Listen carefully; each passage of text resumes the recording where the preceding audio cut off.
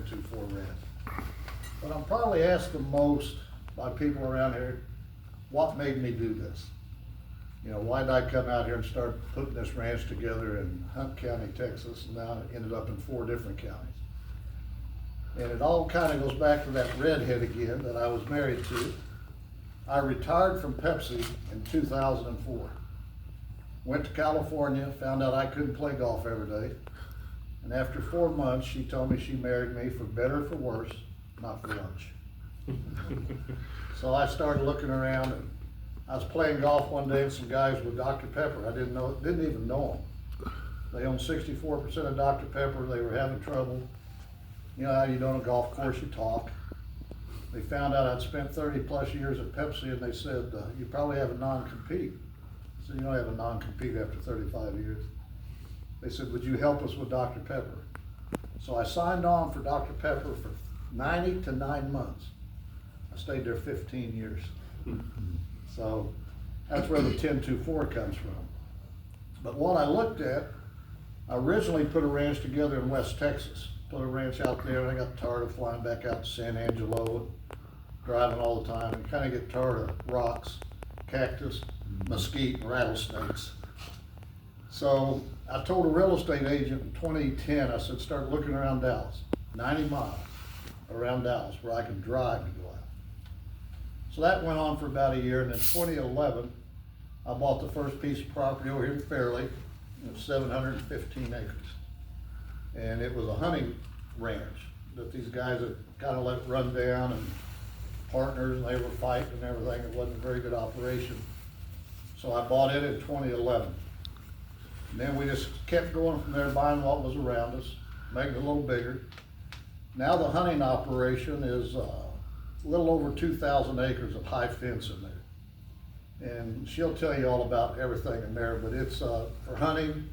We have companies come out, bring their customers, entertain their customers, and she pretty well stays booked from September 1st, which every Texan becomes a redneck, September 1st, dove season, and runs through, when it gets too hot, April 15th, 1st of May. It's kind of at the end of it. Well, then I just kept buying more land, and so that 715 acres now out there is like 3,500 contiguous. And that's a lot of different property, a lot of different owners that own that, but we got it all put together across there. So 2,000 of it is hunting, 1,500 of it is cattle operation. And I wanted to buy more, but people just, prices kept getting higher and higher, so I went from here to just north of our church, up near the Fairleigh Cross Trails Baptist Church, and I bought 1,680 acres up there. Developed it, it was run down, pretty bad shape, and now it's running cattle. It's a cattle operation. Then we went on north to Lydie, up more towards Honey Grove, and we bought another place up there and built it out. When we got done with that one, we went over to, it's on 2068, the address over there is Klondike. I don't know how in the world it's Klondike. I've never been to Klondike. But we put it together and put 3 or 4 different properties together there. Then we went on down the road to the next county, got to Hopkins County, and we put together 2,000 acres over Peerless, and it's a cattle operation. And then most recent, we just bought one on the interstate just before you get to Sulphur Springs. It's on the north hand side at 30 and 67. And that's where we run our cattle operations, kind of a threefold operation. I run a pretty good size commercial herd. Then I've got a registered Cimbra herd. And with all my heifers, replacement heifers, we sell a lot of replacement heifers. And I breed them to Akagushi bulls. Akagushi is a Japanese bull, which is, in Japanese, Akagushi means red Wagyu. So they're Wagyu beef, and we cross them with our cattle, they become Texas Wagyu. So we sell a lot of beef. She sells beef out at the ranch. She sells a lot online. We sell replacement heifers. We sell replacement bulls. We sell probably around 100 bulls a year. And people just, they love them bulls. I don't advertise or anything. Just got a sign out there on the highway. And once they buy one, they come back for more. But that's kind of how we got started here. We came in and it was quite an operation in the beginning. Like I said, the guys that had the original hunting place had some issues there. And they weren't, they were a little crooked. They'd actually sold timeshares to people of the ranch. We had people coming up telling us they owned part of the ranch. And that's kind of sad to see people get taken like that. But we got that all cleaned up, and you know, it took off from that to where, you know, we wanted to be a big part of the community, do a lot of things in the community. My wife is very active in the Boys and Girls Club.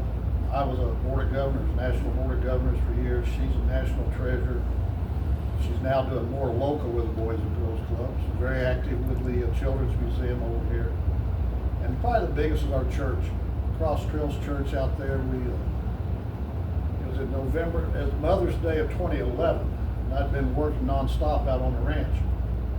And my mother-in-law on Mother's Day said, "You're going to have to take me to church. I want to go to church on Mother's Day." I said, "Where do you want to go?" She said, "I've never been to a cowboy church." Well, we went there, and I've been there ever since. So it's been a great trip for us. You know, we love the church. We love all of the Mowata people there. We stay very involved with the children out there, the youth ministry, and I think that's. I don't want to steal a lot of hers, but I'm more than welcome to open it up for questions. If anybody's got questions about me or the ranch or anything, I'd be thrilled to take them. So, go ahead. You mentioned that you sell beef. Is there retail where a consumer can go, or is Right. it just business? You can online, and we also sell it at the lodge out on 2655. We've got freezers out there, and we sell packaged beef there. What's the name of it? 1024. Oh, I mean, that's the name of the store also? No, 1024 Ranch, it's just inside the lodge. Okay. Yeah. Good to know. 1024 Texas Wagyu. Did you mention anything about your international adventures? Well, yeah, I've been around the world. I worked for Pepsi. I started as a helper on a truck in Springfield, Missouri, Southwest Missouri, and I did that for a lot of years, and started working my way up through the business. And when I retired, I was the chief operating officer, from helper on a truck to chief operating officer. Main reason I retired, the CEO was the same age I was, so I knew what I was going there. And during that time, I spent 12 and a half years working internationally. I worked in 53 different countries. They sent me to Poland in 1989 when communism fell. And I built the Pepsi operations, manufacturing, distribution. Russia fell in 1991, so I went to Russia in 91. That's the wild, wild east, let me tell you. And I just kept developing all the countries there, and as I got that part covered pretty well, I become a troubleshooter for Pepsi, where they'd have operations that weren't doing real well. I'd go down and either fix it or tell them to sell it. And so that took me to South Africa, all over South America. And we were talking about languages you can speak. I can't speak fluent, but I can order a beer in 53 different countries.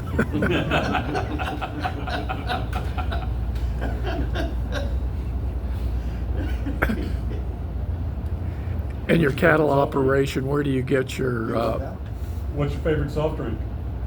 Dr. Pepper.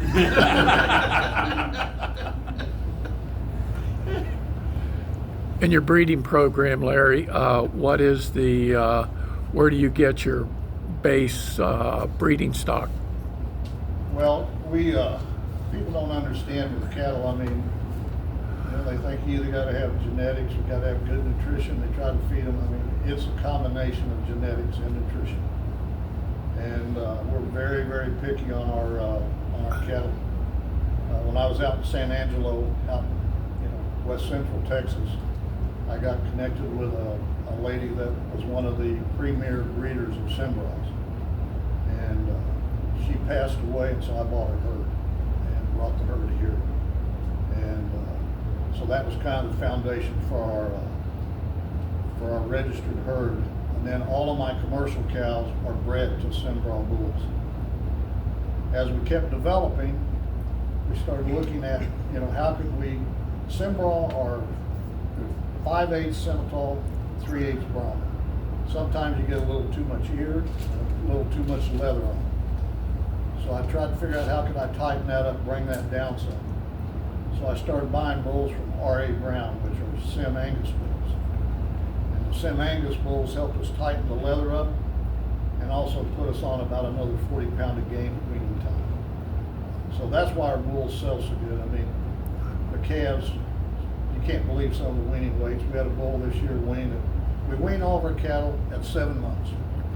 So they come off 210 days, and we had some bull calves weigh between 940 pounds. We had a heifer weigh 870. And so that's what people are looking for. How can they get carcasses bigger? Today, the cattle market, we're at the lowest inventories since 1951. I mean, and you just look at the urban expansion, solar panels, windmills, you know, all this stuff going on that people are not thinking about. How are we going to eat one of these days? This land's just all going away. And it's getting so expensive, you know, you can't blame some of these young farmers today. They're looking at the price of land and saying, I can never make that. I'm going to sell it. Now what you got? Subdivision, solar panels. We got so many solar panels going in here, it's unbelievable. My ranch at Fearless, they came out, wanted to do the solar panels. I wouldn't do it.